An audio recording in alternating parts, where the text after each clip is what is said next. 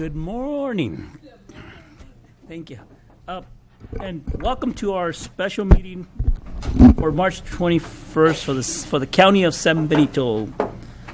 Call to order at 9:01. And I have pledge allegiance by Supervisor Patello. Okay, thank you. Ready, salute. I pledge allegiance to the flag of the United States of America and to the republic for which it stands, one nation, under God, indivisible, with liberty and justice for all.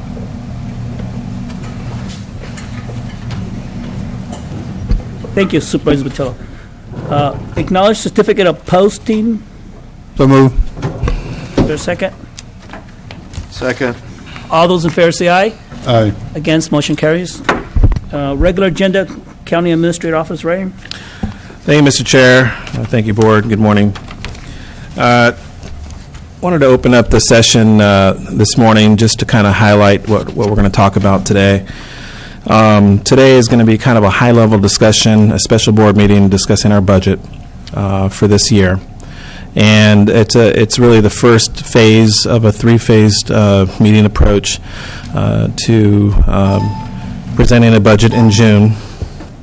Today, what we're going to cover is CalPERS. I've asked our elected official, Joe Paul Gonzalez, to discuss the rates, the new rates that will be coming out, discuss a little bit about what our costs are going to be associated with that, as well as timelines. We're going to discuss policies and a few other things to consider with regards to the state and the feds and kind of the direction that the board would like us to go. So it's really going to be a high-level discussion today. We're not going to get into the weeds or get into things at a detailed point of view because there's still a lot of unknowns at this point. We still need to receive some input from the state and the feds as well as even our departments. So Melinda's going to talk about the discussions that we're going to have and the timetables with that. In April, I'd like you to mark your calendars if you can. April 18th is our next scheduled budget meeting that we're going to have, a special meeting. We hope to delve into the weeds a little bit more at that point, talk about teeter funding, some of the policies that we're going to talk about today, and looking at ways to address some of the concerns that your board have. I know we've been hearing about roads. I think we need to kind of create a policy in regards to how we're going to tackle that this next year. So I think in that meeting we'll probably have a little bit more to go off of and to discuss. May 16th is our next special board meeting that we have outlined for your board. That we hope to have a good idea where the state is going. They have the May revise at that point should be out. We should have a good idea of our general fund obligations as well as subvented fund obligations. And we should probably have a good idea of what the budget's going to be looking like at that point, hearing from our department heads. Our plan is to meet with your board May 23rd in the afternoon. That's a regularly scheduled board meeting. We hope to have a mock budget hearing at that point, hear from your board, any corrections, any thoughts, any direction that you would like us to go. That's the time really to hear that and to make those changes. It gives us some time to make those changes and then publicize the budget in time for our June 26th budget hearing. So that's the plan for this year. That's a schedule with our special budget hearings or budget meetings as well as the budget hearing. So that's, at a high level, that's kind of what our discussion is going to be today and really for the next few special board meetings, or budget meetings, that we have outlined for your board. So with that, I'd like to go ahead and pass it off to Melinda Casillas. She's our management analyst. She's our budget officer that handles our budget, and she's going to be going through some items today, preliminary discussion at a high level, and we're going to talk a little bit more about some of these things. So, Melinda? Okay. Joe, actually, hold on a minute. Joe Paul, Ray? Yes. On June 26th is a Monday. That's when we start the budget hearings, correct? That's correct, Mr. Chair. We can go literally into the 27th, correct? We could go even beyond that if we need to. Even beyond that. So that whole week, so I recommend that my fellow supervisors, that the board of supervisors have that week available. Yeah. Highly recommend it. Yeah. And I apologize for saying mine. the supervisors. Yes, that's right. Okay. Thank you, Go ahead, Mr. Chair. Melinda. Okay. Good morning. So as Ray discussed, this is basically preliminary discussions, and we're looking at kind of a high-level overview of the 17-18 budget. Oops, sorry. So right now, we have opened up the ERP system so that departments can input their 17-18 budget. We've provided payroll projections, and we've actually input those payroll projections into the ERP. We provided a refresher training course in February for departments and budget preparers that felt that they needed a refresher course, or for new people in the county that were tasked with inputting budgets. And then right now we are waiting for the departments to input their budgets. They have a deadline of March 31st in order to have all their budgets and their requests in right now. So it's kind of a wait and see period. Just to give you an example of the budget timeline, Ray talked about most of that. Going into the next thing that we're looking for is during April, we will be setting up meetings with all the elected officials and their budget preparers to go over their requests. And then, I'm sorry. As well as department heads as well in April. Okay. Where's the Let's go mouse? down. You want, oh, I'm sorry. You wanna go- So anyway, do you have a copy of the timeline in your package? And the timeline. Right here? You have a copy of the timeline in your package, and so Ray basically discussed a lot of the, okay, thank you, the timeline for your review. Okay, I'm sorry, I'm going to have a little difficulty switching back and forth. Okay, so what are we doing in the meantime? The CAO's office, in the meantime, we're looking at the projections that we input into the budget, and we're tightening up those projections.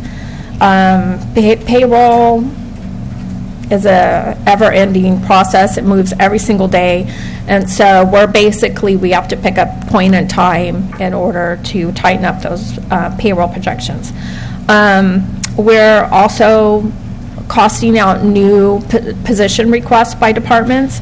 We're analyzing items that are going to that we budgeted for 17-18 that are going to need to be moved over into, we budgeted for 16-17 that are not going to be complete, and we need to move over to 17-18. We're looking at general revenues that help cover all the expenses that don't have specific revenue. We're analyzing state trends and revenues. What is economic growth looking like? What are expenditures in the CPI looking like? We're listening to budget issues in surrounding counties. We're watching the governor's preliminary budget projections, and we're assisting departments as they need. So what are we seeing? Right now, economic growth, it feels somewhat stagnant. We're not seeing a lot of growth around the state in economic growth. The CPI, the San Francisco, Oakland, San Jose CPI at December 2016 was 3.5%. We're often put into that group.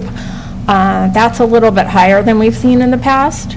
The Western region, which is California, Washington, Arkansas, Nevada, is at 2.5% in December. So there's a little bit of a gap between the San Francisco area, which is what we're often reflected in, and the Western region.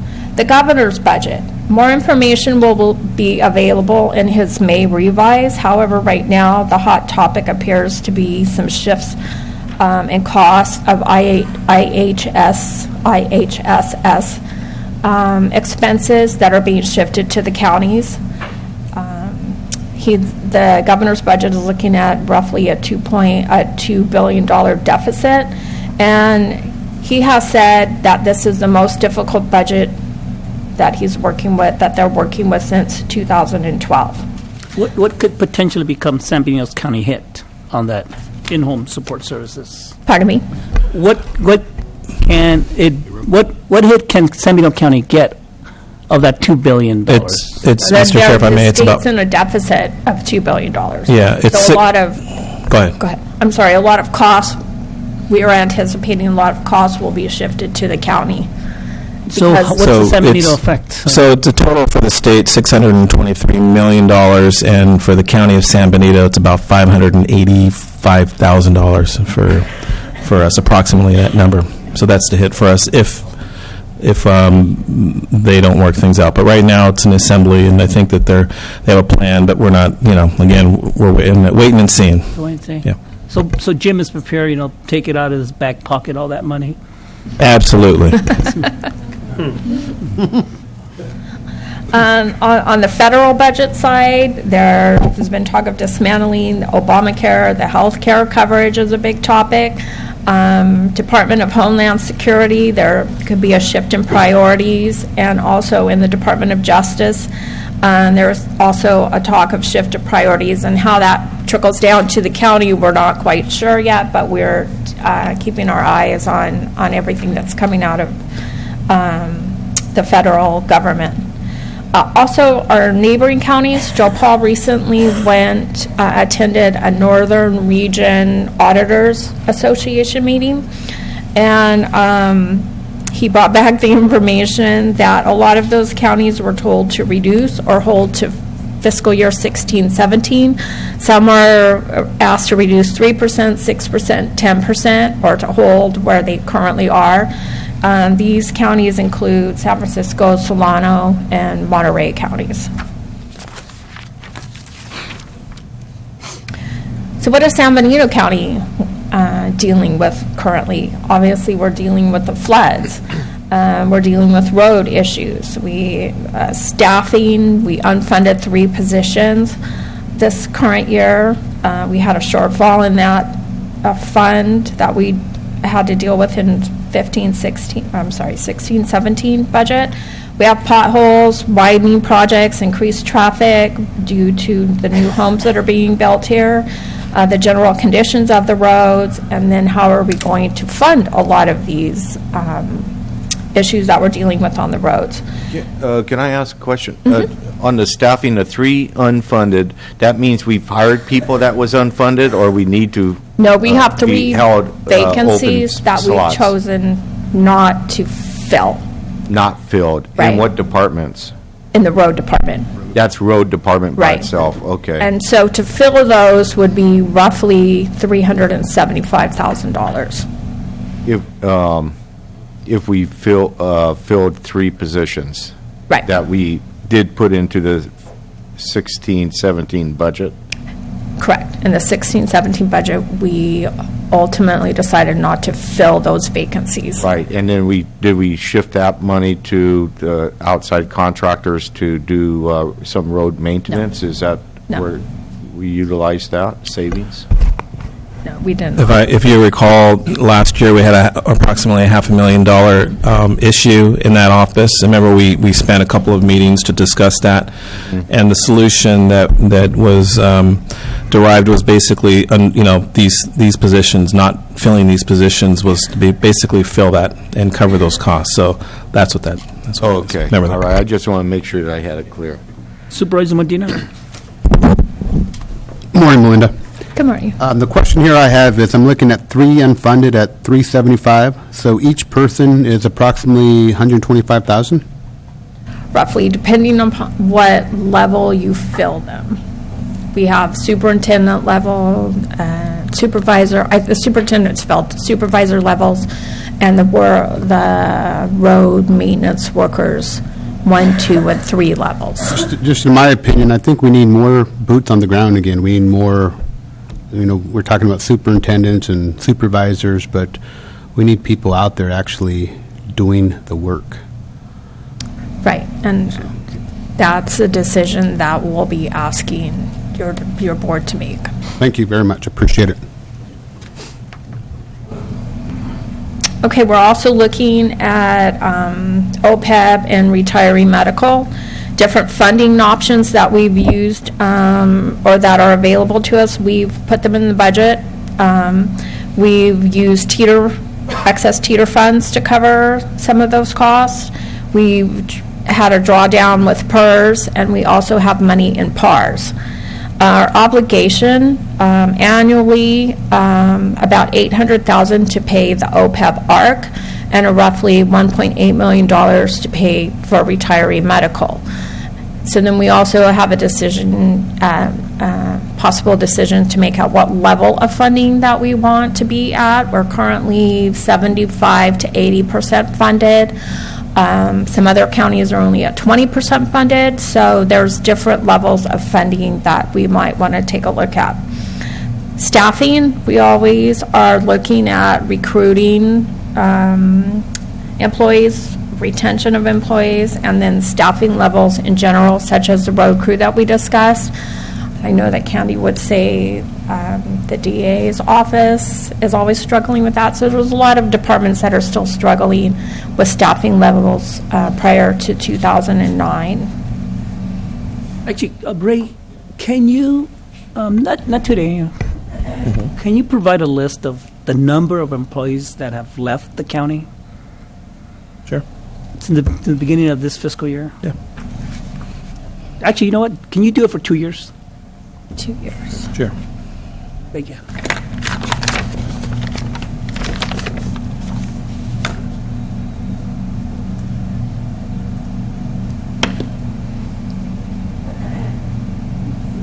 Yes. Uh-huh. So this may be more of a Joe Paul's question when he gets here, but is there a minimum amount that we have to pay for our obligations, our PERS and OPEC obligations? Because if we're funded at 75%, oh, he is here, I'm sorry. Yeah, I'm going to let Joe Paul answer that for you. He's actually going to be presenting. I was wondering if I was just mincemeat or... Oh, I'm sorry, I did not, you're in the corner, I'm sorry. Good morning, Chair, Board of Supervisors. You know, actually, the board is under no obligation to make the ARC payment. Pre-funding is a matter of, the board's decision whether they want to address this unfunded liability or not address it, kick the can down the road. Your board has decided to address the issue, and in the past, we've made the ARC payments. But the board, depending upon, the needs of the, in that budget year, can decide not to make the ARC payment. What that means really is that shortly the GASB will be releasing a new statement concerning OPEB, and what it will do is will force us to make the calculation of the net OPEB obligation or liability, and it will now go onto the face of our balance sheet. So if we're fully funded, it's those net pension obligations don't go on the balance sheet, because if we're fully funded, we have a zero obligation. But if we are not addressing those obligations, and this goes for retirement as well, we have to show those obligations on the balance sheet. They become current liabilities for that year on the balance sheets? Well, it goes to the pensions are kind of a long-term obligation, and so they fall in the liability section of the balance sheet. Go ahead. You asked the question. So would you say, or would you agree that we have aggressively dealt with this issue over the last couple of years? Not as aggressive as I'd like. That's a matter of Joe Paul would have closed everything down and paid that off. I knew I was going to regret saying, asking that question. Okay, all right, because I guess my feeling is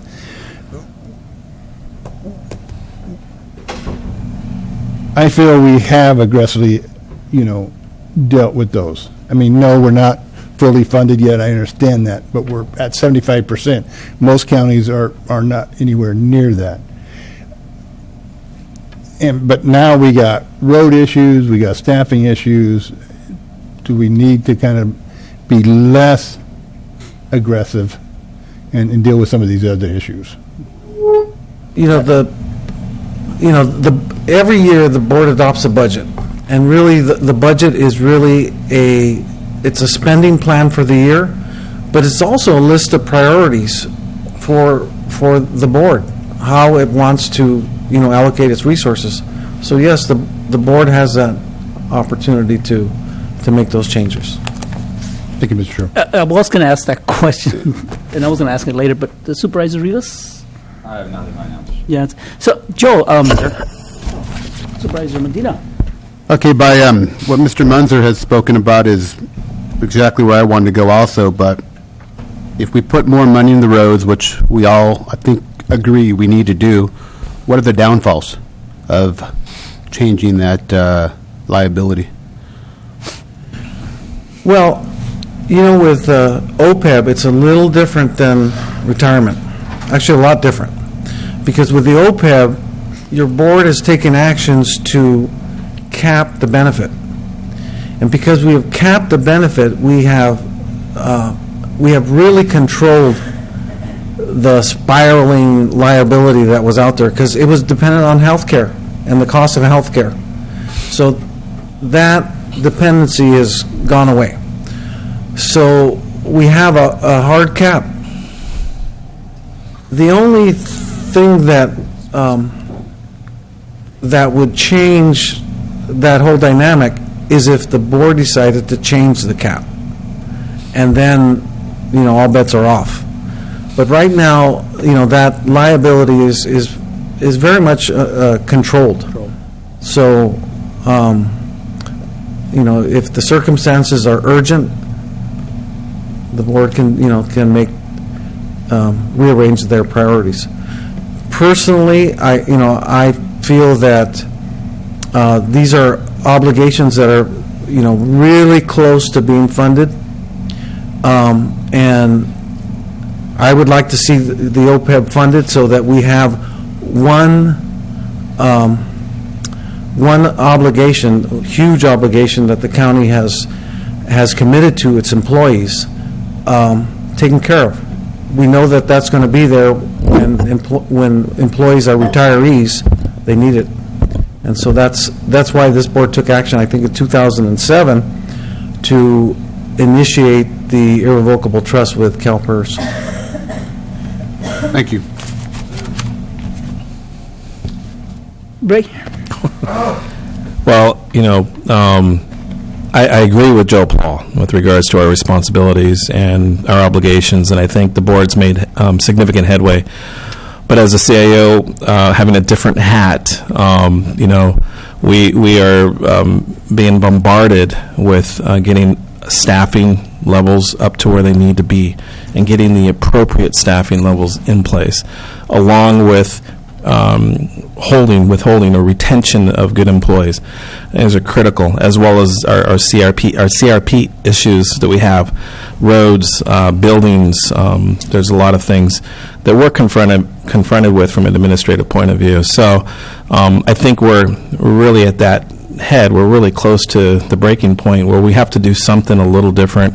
I do know we're going to talk a little bit more about different opportunities that we're looking at, which Melinda will discuss. I think it'll kind of help us, enlighten us a little bit more, and using some one-time monies for some of these things. But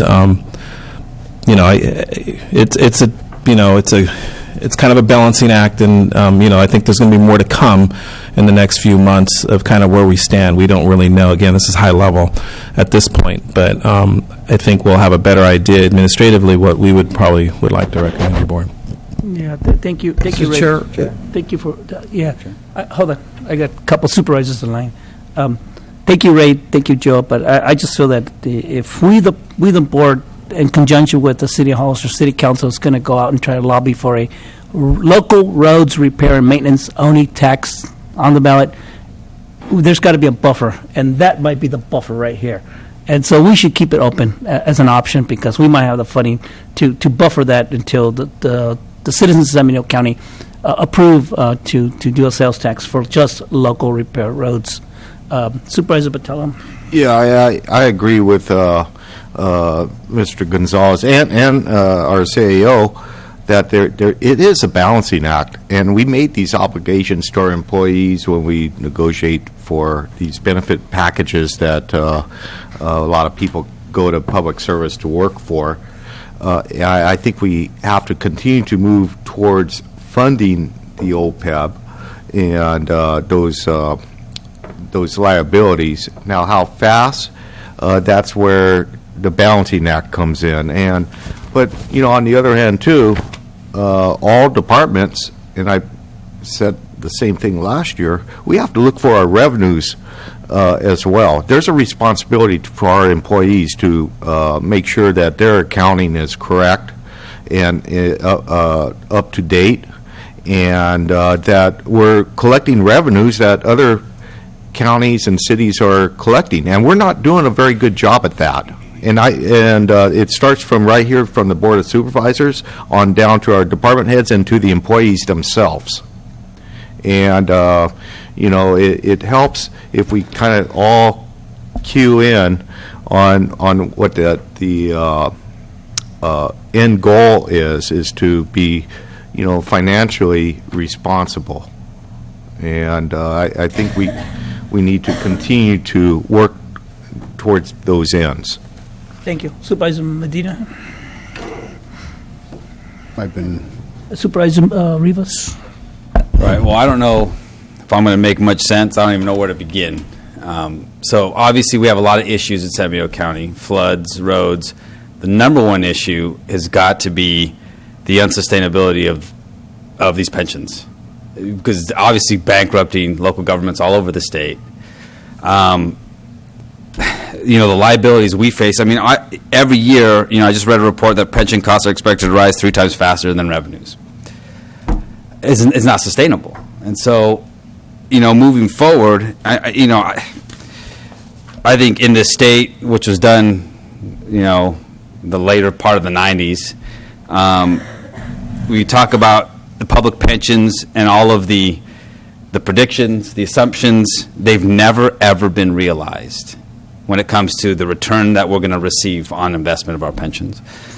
It's not sustainable. We have needs in our community, such as roads. We have to meet our obligations to fund these unrealistic pension funds. What, if anything, can we do? Because it seems to me, I've been sitting here since 2011, can't do anything. We've adopted pension reform for new hirees or for new recruits. That's not going to do much for our problem. I mean, what can we as a rural, smaller county in this state do to control and contain these out of control pensions that are going to consume more and more of our budget, to attack real problems? When you look at the discretionary budget of this county, we don't have a discretionary budget in this county. We're either every year we're contemplating layoffs, we're contemplating consolidation, we're contemplating downsizing. We have significant needs in our community. We all want to work to, but it's either, we have to seek new taxes, new streams of revenue. We've got to open our lands to cultivation of marijuana for some kind of revenue stream. We all talk about economic development, but, it all begins with our own budget and making sure that we're fiscally healthy. But when you look at these problems, at the top of the list should be public pensions and the pension problems that we face. What can we do, Joe Paul? You may not have an answer for me, but... Well, I don't.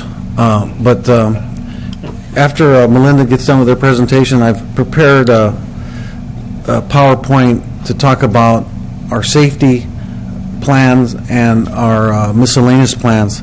where we're at as far as rates, the level of fundedness, and the amounts the dollar amounts that we actually have to pay every year to meet those obligations.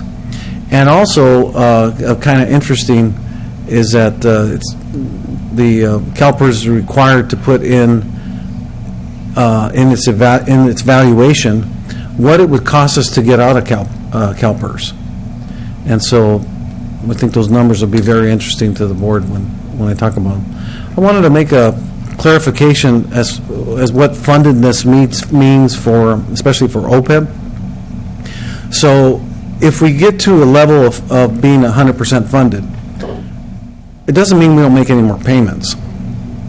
It means that we'll be just paying a normal cost, whatever the normal cost is associated with active employees. We're not worried about retirees anymore, because that $1.8 million that's coming out in medical payments for retirees, that's coming out of the CalPERS irrevocable trust. It's no longer coming out of our budget. So that's one of the reasons why I wanted to get to 100% level of fundedness, is that we don't have to worry about making that payment anymore. CalPERS irrevocable trust is making that payment, and that relieves the budget of a major obligation. Thank you, Joe. Okay. Ray? No, thank you, Joe Paul.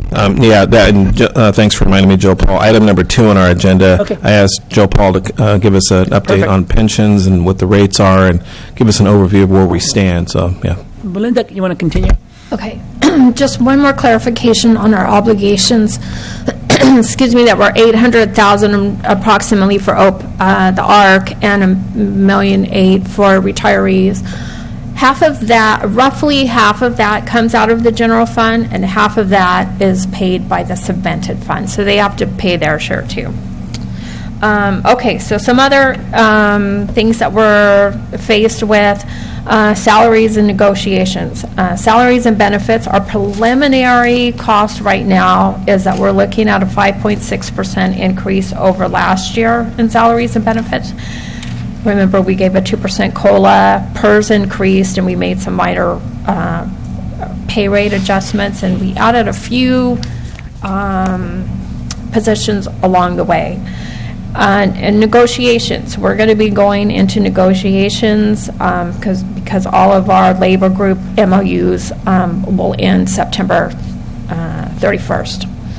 Facilities and infrastructure, we're looking at jail expansion, the admin block itself with the old courthouse renovations and the library and parks and recreation.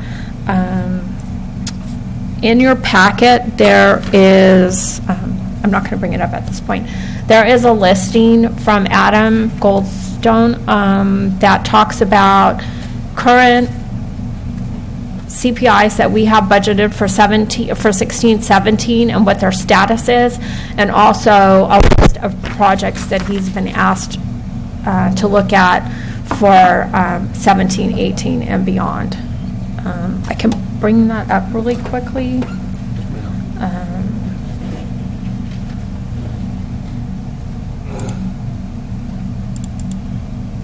He provided a list of current projects and requested projects. So that's for your, you can view that. So as you can see, there's quite a few requested projects that he's been asked to look at also.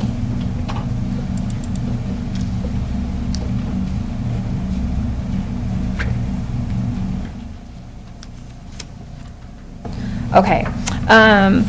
Technology is something that we're looking at, staying current in a rapidly changing environment and helping departments work more efficiently. That obviously requires funding to do that. Economic development is a possible revenue source enhancement. However, we don't put a lot of investment into economic development. So on the other hand, we can't expect a lot out of our investment. Most counties, including San Benito County, are facing the legalization of recreational marijuana.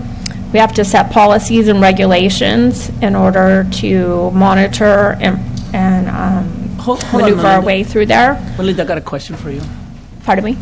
We have a question for you. Okay, I'm sorry. Supervisor Medina. The economic development, Okay. this is one thing that really, I look at because we talk about return on investment, we talk about we need to increase our revenue. What is our annual budget that we spend on economic development? It's roughly $50,000. And we've provided funds to, 50,000, where does it go? we provided funds to the Chamber, San Bernardino County Chamber, the Economic Development Corporation, the Monterey Bay Economic Partnership, and also to the Monterey, there's a small, I believe it's the Monterey Economic, Two to Monterey, one to the EDC, and one to the Chamber. yeah. So we have 4 different avenues that we spend our economic development money, Right. and I think we know the answer there. Thank you. Okay. So anyways, on the legalization of recreational marijuana, we are also looking at, that might require an additional investment of funds to get the project off and going. Some items that we're also looking at for your consideration, the CBOs, community-based organizations. There's currently an application that the public is welcome to apply for funding. We've spent roughly $120,000 in the last couple of years. We also need to address an issue. We've had Supervisor Barrios on that committee, and we need to replace her so that we can have a meeting to make recommendations for fiscal year 17-18. I'm going to appoint Supervisor Munzer to that committee. Supervisor, I'm going to appoint Supervisor Munzer to that committee. okay. Do you accept that assignment? Yes. Thank you. Okay. And we'll put together a meeting pretty soon. I'll be your backup if you can make it. We need to look at possibly updating our current policy. Currently, we commit 6% of our prior year actual sales tax revenue to that. There could be some adjustments to that on the horizon, and so we might want to take a look at updating that current policy.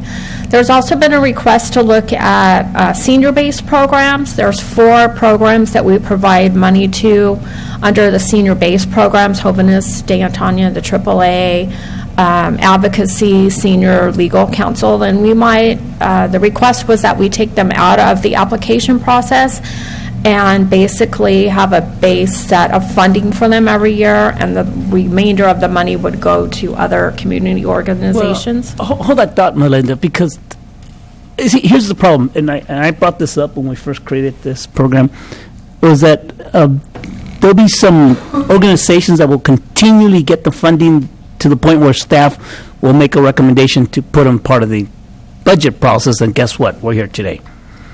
And next, we're going to have those funds available for other organizations, and sooner or later, some other organization will be coming before the board and say, you know what, put them on the budget. So, if that's the direction that the board, that the staff wants to go, then I highly recommend that we get rid of the community-based organizations contributions and just put the senior citizens program in the budget process, because I don't want another door opportunity for other nonprofits to come in and get funding for 3 years in a row, and then all of a sudden a staff member says, you know what, just put them during the regular budget process.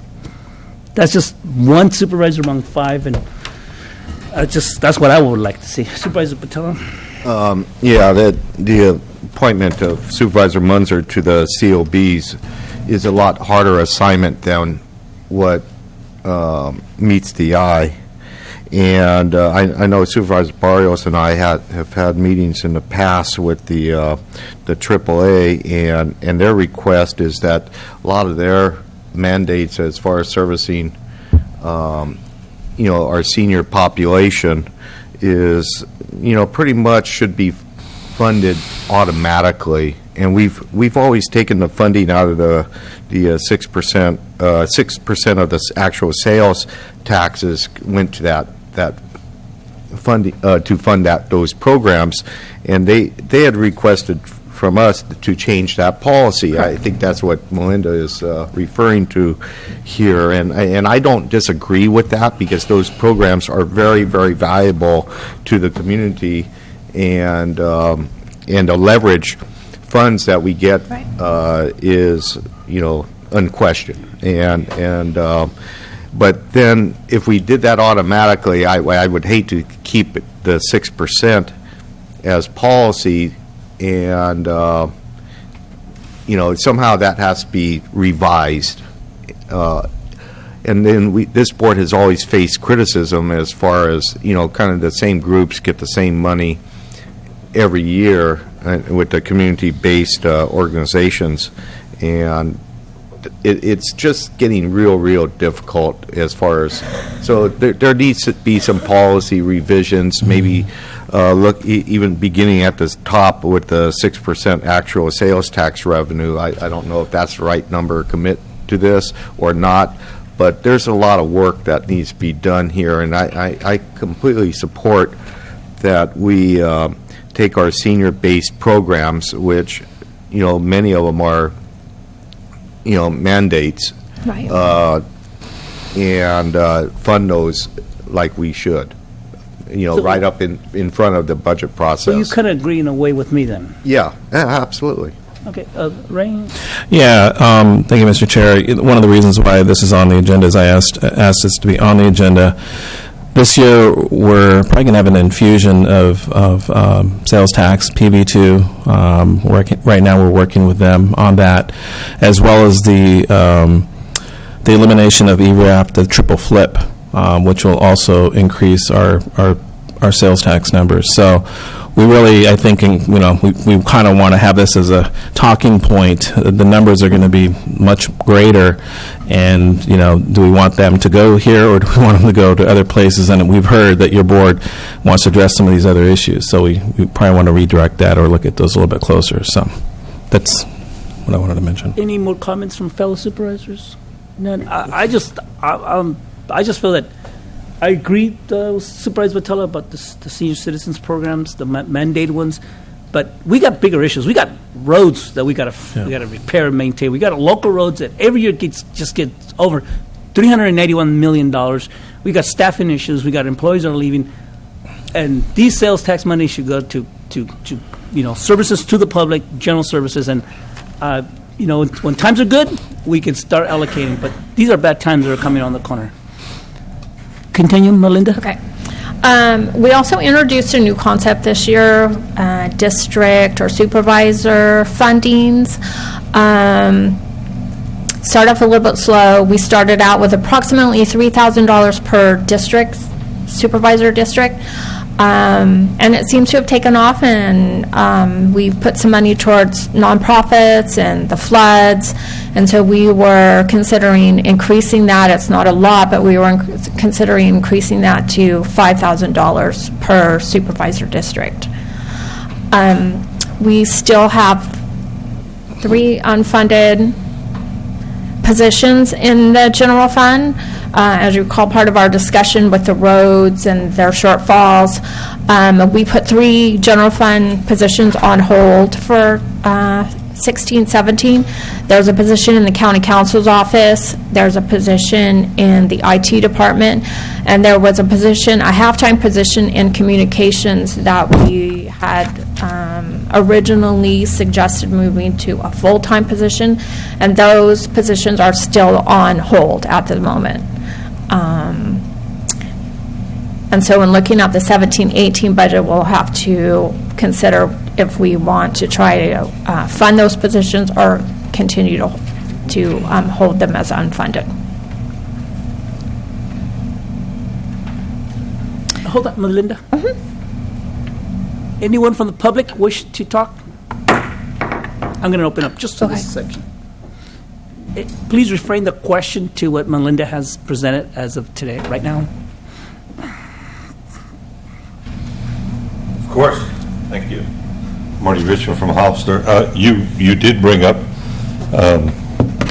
taxes in this discussion, revenue. And when you look at, we've been here before, you and I, okay. You've got a revenue problem at the county. The truth of the matter is, if you take out all the subvented funds on the items you're talking about, what's left? Where's your revenue? What is your revenue intake? You brought up Supervisor Patello, if I can speak through the chair, has brought up revenue issues. In all fairness, I'm going to say again that I'm willing to bite the bullet, and I understand I don't have to get up there and take the slings and arrows from the citizenship. Okay. In all fairness, the unincorporated area is not paying its fair share of sales taxes.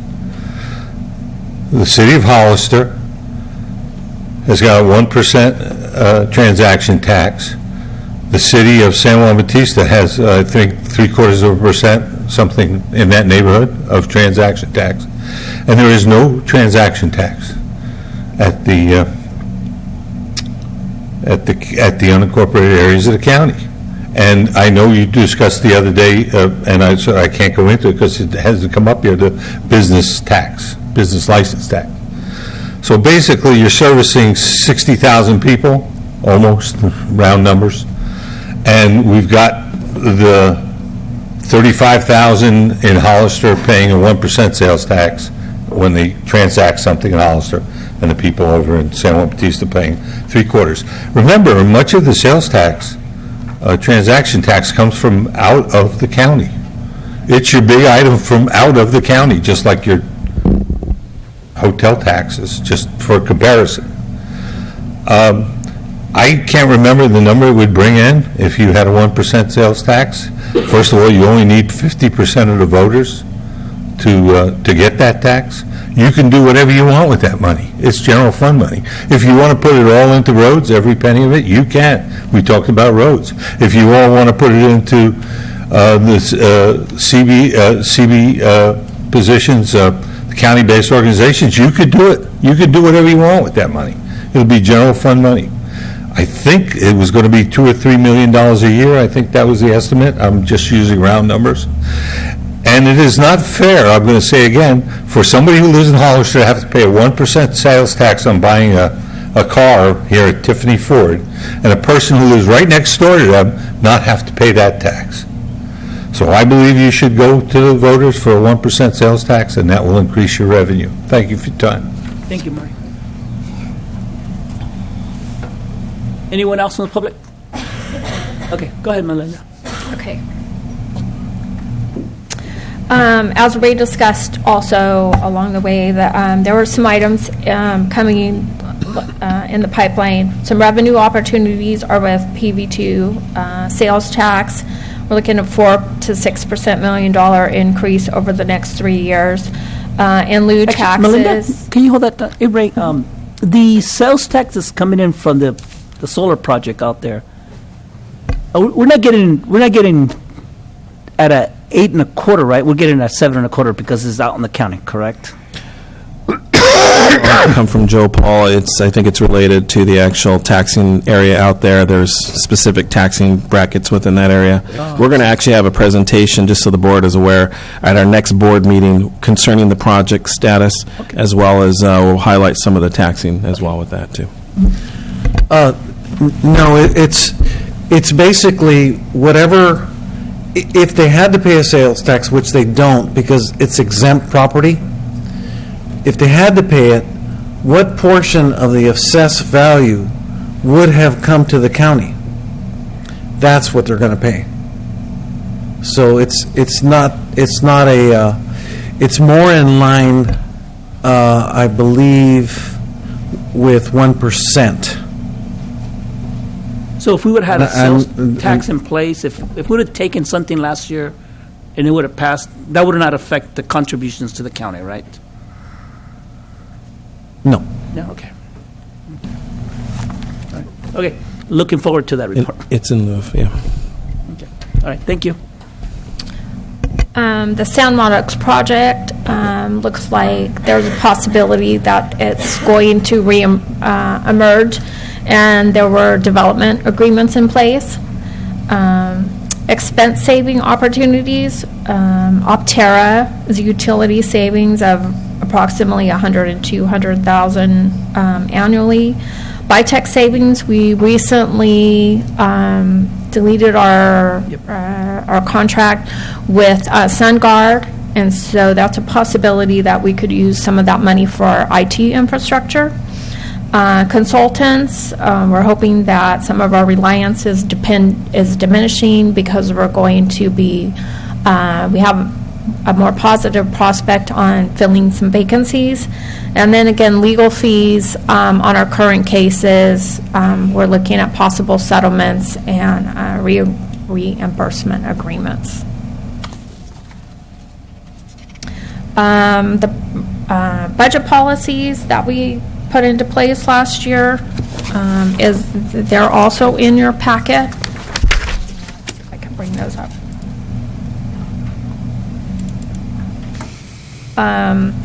So we spent a lot of time last year looking at budget policies, and a lot of them we believe are still relevant for this year.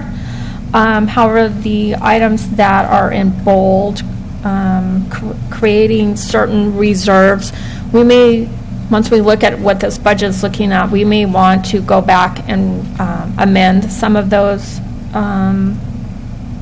reserve policies that we put into place. Particular general fund purpose, we adopted a rainy day reserve and a deposit with PARs. We had a disaster recovery reserve. We actually ended up only funding $500,000, I believe, of that disaster recovery because we took some money and we put it towards IT and some safety issues. And then we also had a capital reserve policy. So depending on when we get into further into the budget, we may decide to adjust some of those. Okay.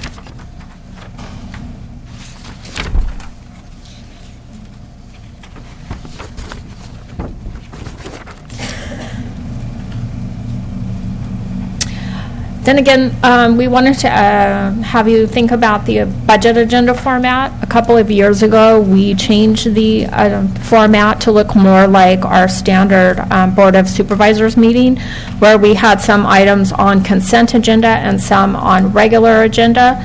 On the consent agenda, we put mostly subventive funds, things that have a balanced budget, funds that have a balanced budget, such as public health, behavioral health, migrant camp, substance abuse, and human resources. And some departments that are in our general fund that don't have a lot of changes throughout the year, things such as the grand jury and the public defender. And we put those on consent agenda, and they're passed just like you would on a regular board meeting. We don't have a lot of discussion with that. You could pull items if you wish. However, there's quite a few funds and departments that get passed on the consent agenda. Then we also have a regular agenda. Most general fund departments are on the regular agenda. They've had specific requests and changes from the last fiscal year, things such as the sheriff and the jail, the administration departments, the treasurer and tax collector, probation, RMA, and the roads, and we put those on regular agenda and we discuss those throughout our, just like we would a regular budget agenda. We feel that this has saved quite a bit of time. We can now usually adopt our budget within a day and a half, whereas we've seen previous budget hearings that lasted a week. If you have any considerations that you want us to take into effect this year regarding that budget agenda format, please let us know. Otherwise, we were planning to continue using this format. And there's a copy of the agenda in your packet also that just kind of shows you what departments are in that have been under consent and what have been under regular. you'd like to go into more detail, I could bring that screen up. Otherwise, I'll just have you take a look at that. Okay. Ray? I was just going to mention that, what she just said, is there's kind of a mock here, agenda for this year. So there'll be, I'm sure, some fine tuning, but for the most part, very similar to what we're going to use. If a supervisor wishes to have an item discussed further, that's in consent, I recommend that you call Ray before, and so we think we can take it out of consent and put it on the regular agenda item. Yep. Thank you. There we go. Okay. That was basically my presentation. Do you have any questions or comments, concerns, discussions? Okay, questions, Supervisor Medina? No, sir. Supervisor Botello? Supervisor Munzer? Supervisor Rivas? Thank you. Let me open it to the public. Okay. Anyone from the public? Yeah, no, close it. Okay, thank you. Item number 2. I'd like to invite up Joe Paul Gonzalez. He is our auditor controller. He's going to be discussing with us pensions and kind of where we stand today. I appreciate you spending some time creating this presentation, Joe Paul. But I think it's be very enlightening for us to hear this kind of with regards to our outgoing cost for this next fiscal year and the years to come. So, Joe Paul. Okay. Just about ready there.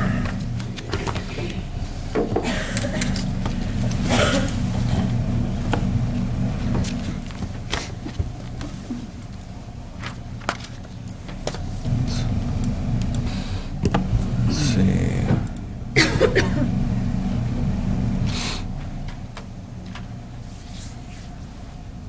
Oh, shoot. We heard that.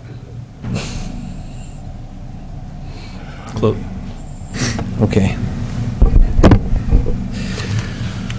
Okay, Supervisor Rivas, you mentioned earlier that pensions is really one of the biggest, really the biggest costs that the county has to cover. It's at the local level, it's an entitlement. You know, I know at the federal government, they talk about their entitlements, and, you know, once entitlements are paid, this much is left over as discretionary funding. We're not dissimilar from the federal government. So today, in this presentation, I'm going to talk about the future CalPERS rates, what the rates have been, what the level of fundedness is of the plans, and what the payments, how much in dollars and cents this means to the county. And I hope this doesn't mean you have to take your sleeping caps on, put them on, because I know that this is a kind of a dry subject sometimes, but actually this is pretty interesting because of what it means to the county's budget this next year and in the future. So we start off with a miscellaneous plan. Our miscellaneous plan includes the classic members, people who have been here prior to January 1st, 2012, and all employees, the Pepper employees are employees hired after January 1st, 2012, and who never worked in public agencies before that. So in 2017-18, the employer normal rate is going to be 7.859%. Now, for the first time ever in the miscellaneous plan, the PERS has decided not to impute a rate. Instead, it's asked for, here's a fixed dollar amount that we want you to cover. And so for 17-18, it's $2.4 million.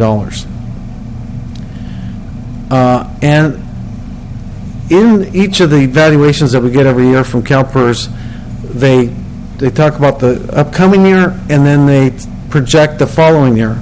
In the following year, they're projecting 7.9% a normal rate, just, you know, slightly higher. But you could see that in the following year, we're looking at over 440 plus thousand in increases just in the miscellaneous plan. Just as informational, the PEPR rate for county employees is 6.5%. In the miscellaneous plan, classic members are at 7%.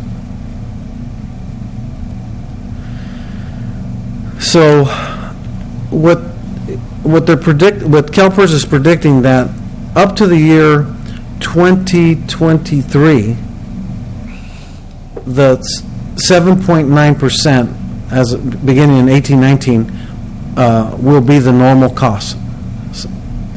But as you could see in the unfunded actuarial liability on the bottom row, we start off with 2.4 million. By 2023, we'll be paying over $4 million just on the unfunded actuarially accrued liability.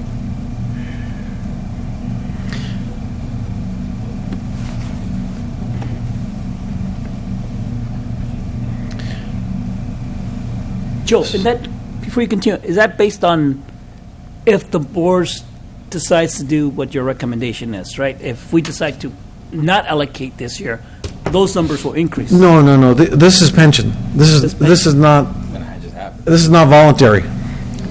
It's going to happen. Okay, got it. Okay. Not really. It's OPEB is voluntary. Voluntary. Pension is not. Got it. Thank you. So kind of a little contribution history. In 2012-13, the normal rate was about 7.78%. The unfunded rate that we were paying was only 5.574. So the total employer rate was over 13%. So for 17-18, I had to do a little bit of calculations to impute what the unfunded rate is, and that's really what, in my belief, why CalPERS is going with a fixed amount, because if you convert it to a rate, it's very significant, the amount of change. So for next year, the rate will be 19.27%.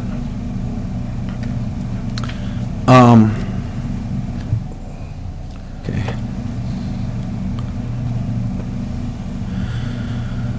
So, in terms of dollars, if you look at the very bottom line, the estimated contribution for the county will be over $4 million for just this plan, and this is the employer side only. And that's based on the projected payroll of $21 million. And one thing I want to bring up to the county is that CalPERS conducts these valuations. They don't separate the county from the courts. This valuation includes the court employees, which is about 8.25% of the plan. Can we separate that out just for clarity, or is that something that we just have to be content to throw? Well, I actually started doing that, but it just turned out to be so time consuming. I said, you know what, I just got to, I'll bring this forward at a later time. I can actually show the, that's fine. the breakout. Okay. But you can assume that over 90% of this is a county responsibility. Okay.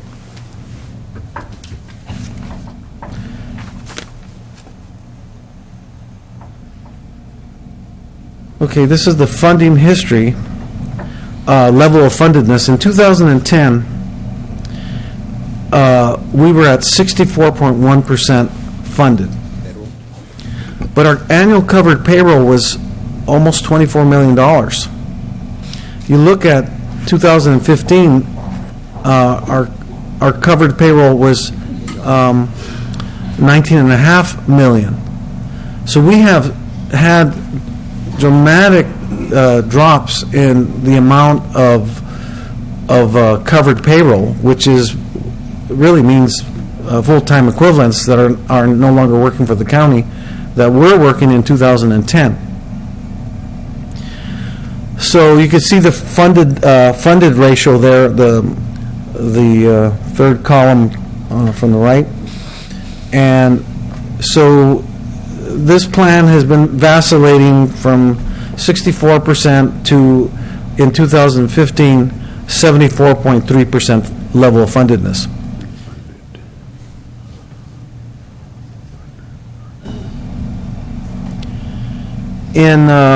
This also shows the unfunded liability. In 2010, the unfunded liability was about $38 million. And in 2015, it's about $36 million. So that with all the with the reduction in workforce, there has been a corresponding decrease in the unfunded liability. Didn't we have that number knocked down to about 23, 25 million at one time? That number changed, these numbers changed significantly when the plan assumptions changed. You recall that CalPERS looked at the mortality rates and said, uh-oh, people are living longer. We need to reflect that in our models.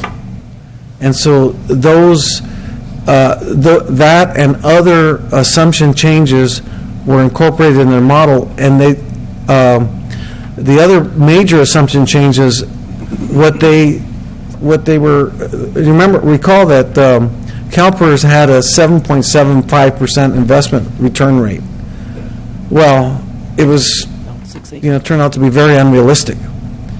Actually, CalPERS has not dug itself out of the hole that was dug during the Great Recession, when it lost almost 25% of its value.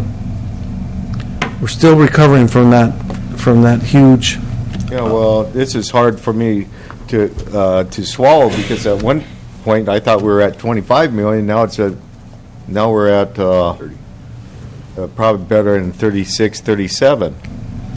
Well, I'll never forget, Governor Brown, when he was running for his third term of office, which would have been, he came back into public life for governor. They were interviewing him concerning the CalPERS retirement plans, and it was explained to him that they needed to recover all these unfunded liabilities against, and use current employees of which to charge against.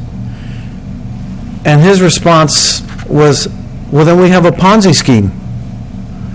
And I thought, he was, of course, he was joking, but it's not unlike a Ponzi scheme when you're not really recovering your costs in a real way.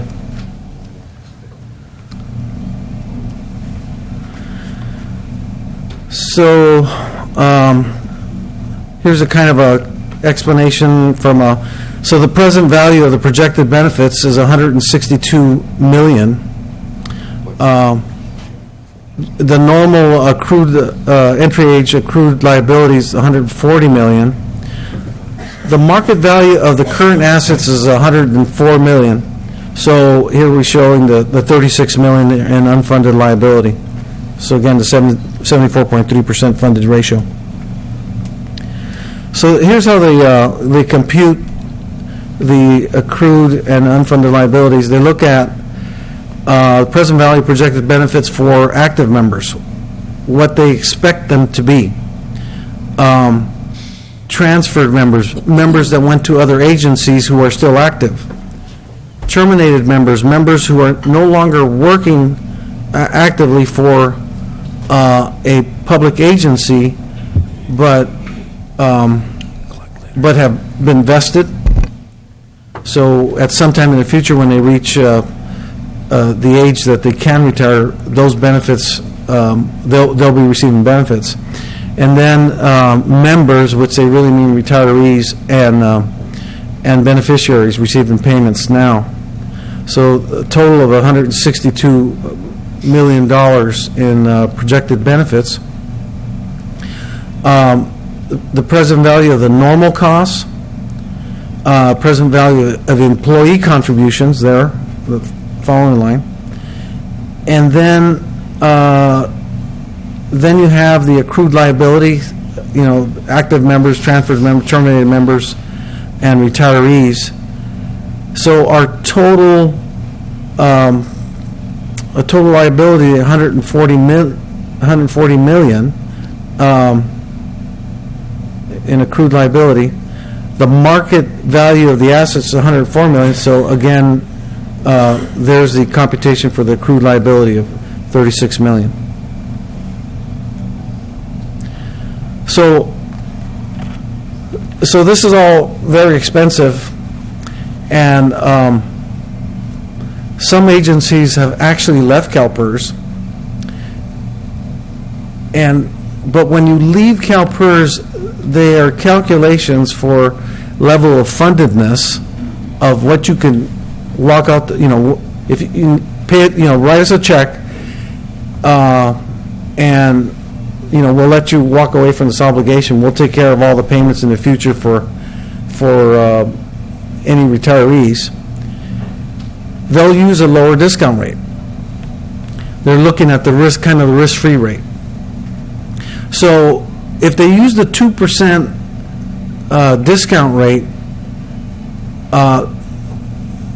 the liability turns into $282 million.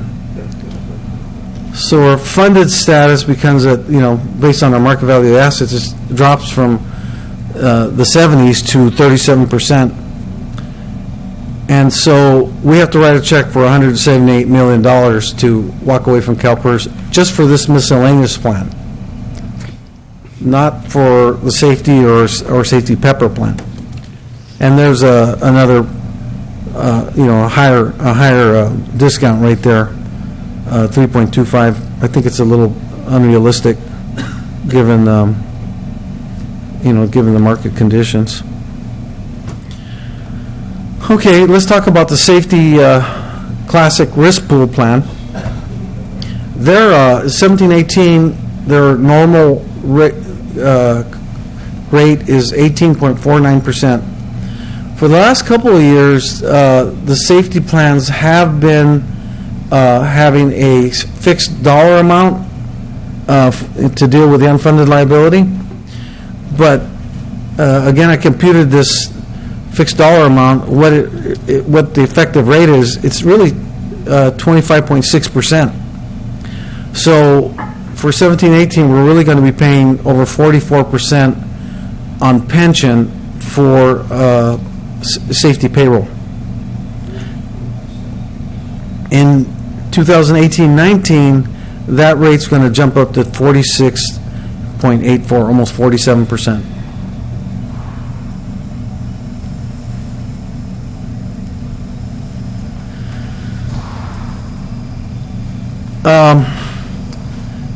The normal cost is expected to stabilize at 18.5% beginning in 18-19, and by 22-23 it will be 18.5%. But the UAL, this is kind of interesting here, is a little bit different than the miscellaneous plan. It's $1.3 million for next year, and the following year it goes up to 1.5, and then 1920, 1.7. But then in 2021, it drops to $1 million. And then it increases again in 21-22, and then 22-23. It increases a little bit, but it goes up to $1.2 million. About what we're going to pay in 17-18, we'll be paying in 22-23. Why? Well, it's interesting that the side fund that had been created for the the economic debacle that we went through, to pay for that, for those losses, that side fund will have been paid by the year 1920. So that's why in 2021, okay, we're no longer paying side fund. We're just paying the regular components of the unfunded liability.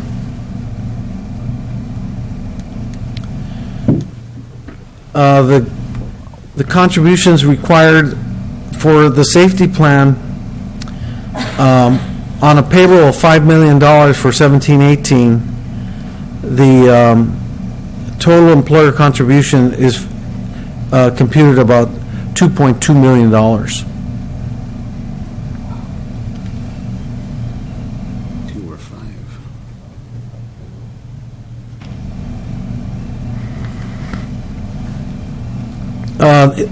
Here's the kind of a history of the level of fundedness. In 2011, the plan was funded at 71.3%, and it dropped in 2012 to 68. In 2014, it's 78, and it dropped a little in 15 to 75.6. This plan's actually in better shape than the miscellaneous plan.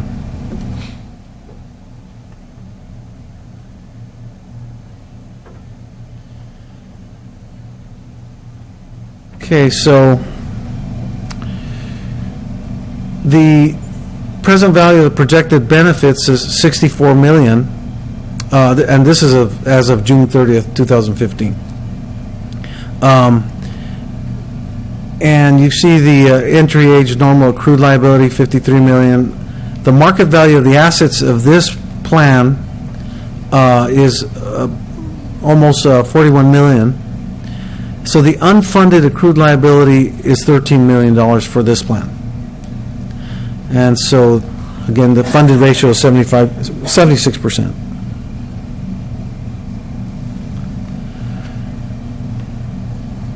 So this is just another calculation of how you have the plan's accrued liability and then the unfunded wait a minute. The plan's share of the pool is almost $41 million of market rate assets. So if the board decided, well, we want to get out of CalPERS with the safety plan, not that it would, but CalPERS is required to provide this calculation in their actuarial evaluations.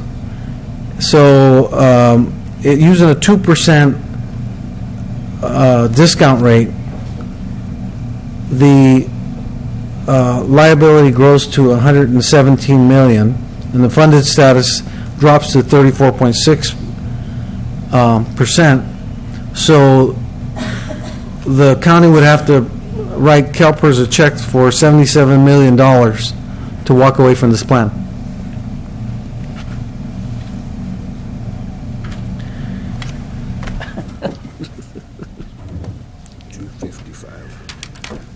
Sorry to provide the board with such,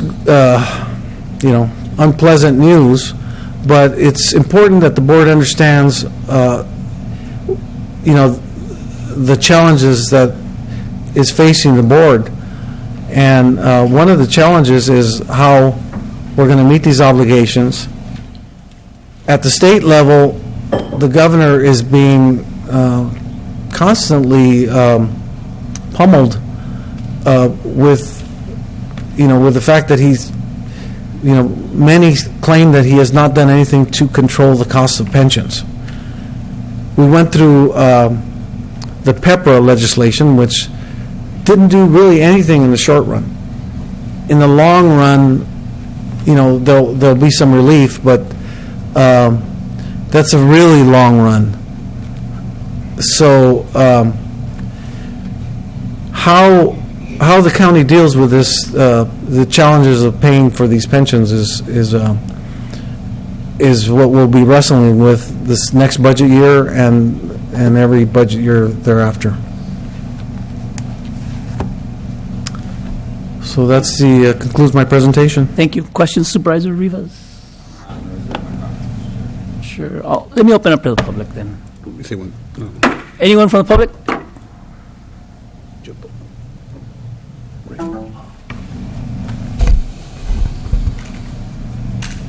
Thank you. That was very informative. Paul. Email me a copy. Do you want a copy? Okay, email. Thank you. Marty Richmond from Hollister. As Supervisor Rivas pointed out, even though CalPERS is moving closer toward a realistic return, the truth of the matter is their return numbers are still kind of fairy tale numbers. I mean, the new normal for the growth rate on the GDP since the Great Recession has been over has been less than 3%. You can't even find a 3% growth rate in the GDP nationally. And in spite of the fact that we live in California, in spite of the fact that we're down the street from Silicon Valley, we might as well be on the other end of the world as far as revenue is concerned. Compared to Silicon Valley, there's no comparison. They're a unique operation, and unfortunately, one of the problems is that they're driving the bus. So they kind of shrug it off. If you're paying 44 cents on the dollar extra for safety personnel, my question is, how do you afford more safety personnel? We're, in my opinion, it's just my personal opinion, we are bare bones manned as far as public safety is concerned at the county level. Two sheriff's deputies maybe on patrol at night in 131,000 acres or whatever it is we've got out there. I don't know how many you can get. I guess you can have less than two. Maybe you could have one or you could have zero, but you can't have much less. God forbid they have to haul somebody in, then there's no one left to be out there. But yet, if we go hire somebody, we're going to wind up with paying 44 cents on the dollar extra. Just hiring someone in a miscellaneous plan, the reason the miscellaneous plan's in worse shape financially is we're only burdening it with 20%. $1 out of every 5 is going toward the retirement plan. And you know what? I don't have an answer for you. So I don't come up here with some kind of pie-in-the-sky answer. But I know this. Sooner or later, and it'll probably be later, it'll probably be your grandchildren, but sooner or later, all these chickens are coming home to roost. Whether it's the OPEB or this or whatever, sooner or later. Because people who have earned their retirement are not going to stand up and say, well, I'll just forego mine, okay? You just take it back. That's not going to happen. Thank you for your time. Thank you, Marty. Anyone else in the public? No, I'll close it. All right, comments? Well, it's not just the San Bernardino County problem with retirement and pensions. This is a state problem, and I'm somewhat proud that we're probably not as bad as a lot of other places, but there's still a significant amount of unfunded liability, and I'm happy that we got this report that kind of balances what we would love to, maybe just pay the ARC and forget about, paying down on that unfunded liability that we've been doing for a number of years now. I think it's probably would not be responsible not addressing it, but it's a big issue that people deal with for a long time, and I don't know. People retire awful young, and maybe that's the only way you could address it someday. But it's a problem in the state. Social Security is, I'll be happy if I ever collect my Social Security. I paid a bunch of money into that. But Medicare, same issue on national level. So, but we're just have to do best we can with the budget, and like the CEO stated earlier, try to balance things. But this is something we got to keep in mind as we increase staffing and how we go about the business of local government. Thank you, Supervisor Patello. Supervisor Rivas. Yeah, there's not much more I can add than the previous comments, but this is a concern. This is the biggest black cloud. We just had this atmospheric river float above us. I had to get a new roof because of it. This is a massive atmospheric river. I mean, this is, in my opinion, like a pension doomsday that's going to approach. All of us probably won't be on the board, but certainly we'll have been part of the problem. I mean, this is a budget apocalypse waiting to happen, in my opinion. I mean, this is serious stuff. I mean, look at the unfunded liability that we assume already. I mean, and it's very it's a problem, and I think that unfortunately, I give our governor credit because certainly as local governments we're hamstrung. This is going to require reform at the state level. And reform that hasn't come yet, and will it ever come? Who knows? But it's going to take a great amount of courage from from our state legislature to act. I give a lot of credit to the governor, who's attempted to say, obviously, in these investment return assumptions, he's attempted to say, hey, we've got to reduce them. But unfortunately, you've got public employee unions that control these boards that set these rates. And that's a huge problem. And unfortunately, moving forward, all of this burden is going to fall on our taxpayers. It's going to fall on all of us in the form of, reduced public services, which we've already seen, and higher taxes. And so moving forward, obviously, we've got to do our jobs as a Board of Supervisors, but this is a negative black cloud that's hanging over us for as far as time can see, and this is going to require, I think, we should work with staff to draft some kind of letter to our state legislators asking for, we could ask until we're blue in the face whether anything can happen in regards to pension reform is something entirely different. So thank you, Mr. CAO, and Joe Paul, thank you for the report. Supervisor Munzer, Supervisor Medina. Yes, as Supervisor Bertello has stated, we are not different than any other counties, cities, states, and the entire United States. The difference here is we need to be the community of change. We need to look at everything possible. We need to make some tough decisions, look at the entire staffing, look at possible consolidations. We need to, we have reduced services, but when you reduce services, somehow we need to be more efficient. We need to figure this thing out here. So it's the only thing I can add is, once again, it's really looking at these numbers, tearing them apart, and finding redundancy, whether it's city, whether it's county. We need to look at everything and put nothing is not on the table. Thank you. All right. I have no comments. Ray, you want to wrap it up? Thank you, Mr. Chair. Thank you all for attending today, board as well. I just wanted to say a couple of things. One is, when you look at your packet that Melinda actually provided you under San Benito County issues under the OPEB retirement medical, what our plan is to do is in our next meeting and the meeting to follow is to really lay out kind of the different options for you. We want to provide you what those numbers are going to be, and explain kind of where we need to kind of move some money around and what those impacts would be with our long-term pensions and obligations. So I just wanted to make sure the board is aware of that. Please put your thinking caps on. I hope that this has kind of enlightened you a little bit. We don't expect you to have answers today, but think about it, and any recommendations that your board has, as well as even department heads. We want to work together to try to achieve, a balanced budget, and also to kind of address some of these bigger issues as well. So hopefully the next meeting you can come back with some suggestions that we may be able to implement in the budget process. That's all I wanted to say, Mr. Chair.